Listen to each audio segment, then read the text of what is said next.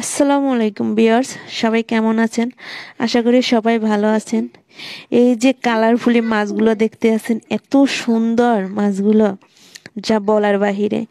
এই মাছগুলো আর এই যে পুকুরটা, এটা হচ্ছে আমাদের বরিশাল বিভাগের ভান্ডারিয়া উপজেলার ভিতরের দৃশ্য। উপজেলার ভিতরে বিশাল একটা পুকুর আছে, সেই পুকুরের ভিতরে এরকম এরকম মাছ আছে যে দেখার জন্য প্রতিদিন বিকালে অনেক দর্শনার্থীরা অনেক দূর দূরান্ত থেকে আসে। যা আমরা সেদিন ঘুরতে গেছিলাম, আমার শ্বশুরবাড়ির সামনে এই পুকুরটা। তা আমরা সেদিন বিকেলে হাঁটতে হাঁটতে গেছিলাম। আমি তো সাধারণত ঢাকায় থাকি, বাড়িতে তো বছরে একবার যাওয়া হয়, সবসময় ওখানে যাওয়া হয় না।